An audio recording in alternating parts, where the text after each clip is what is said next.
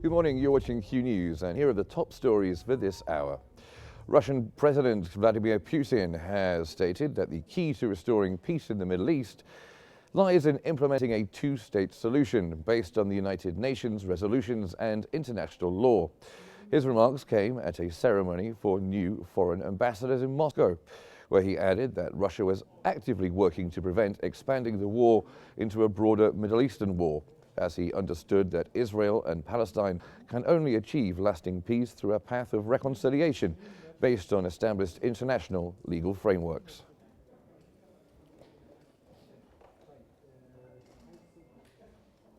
Palestinian medical sources have announced that an Israeli bombardment killed 5 Palestinians and injured others in the north of Gaza City. That came after the Israeli occupation forces detained 2 Palestinians from the occupied West Bank governorates of Ramallah and Qalqilah. Security sources added that the Israeli occupation soldiers located at the junction between the Halamish colonial settlement, the village of Al-Nabi Salah, and Route 465, northwest of Ramallah, stopped and detained an undergraduate student enrolled in Birzeit University.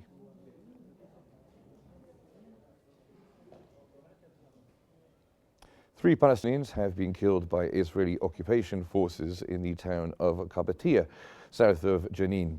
According to Palestinian Health Ministry, Israeli occupation soldiers fired live ammunition at a vehicle carrying 2 young men after deliberately ramming it with a military vehicle to force it to stop, killing them instantly, while the third was shot by a live fire during the raid.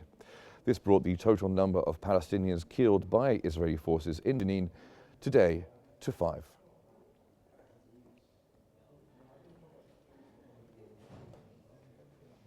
Thousands of protesters have gathered in Tel Aviv after Prime Minister Benjamin Netanyahu dismissed Israeli Defense Minister. Israeli media reported that the protesters have blocked Tel Aviv's main highway, stopping traffic in both directions and lit numerous bonfires.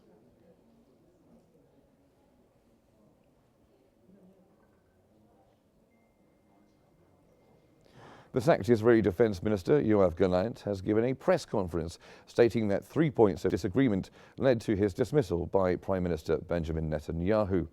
In his statement, Gallant called on the government to bring home the hostages in Gaza while they're still alive. Additionally, he insisted that all Israelis of draft age must serve in the military.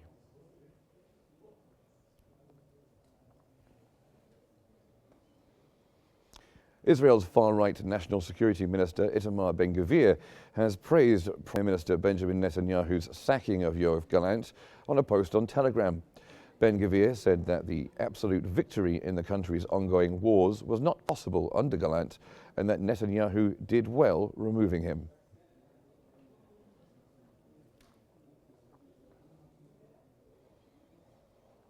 Lebanese state media says at least one Israeli airstrike has hit an apartment building in a beach town south of Beirut. This came as other deadly strikes hit scattered locations across the country, and Hezbollah launched rockets into Israel.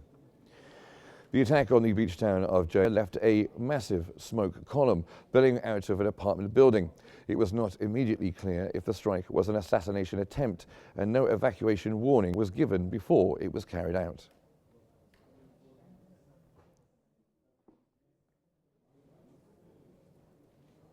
The UN Agency for Palestinian Refugees has delivered more aid across Gaza, despite Israel terminating an agreement facilitating its work.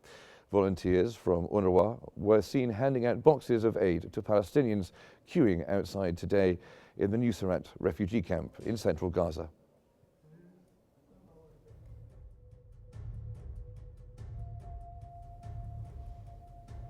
That's all the top stories for this hour. Don't forget to follow Q News on YouTube, Facebook, X, Instagram, TikTok at QNewsEGY to stay informed. Coming up next, Hani is back with more on the US elections 2024.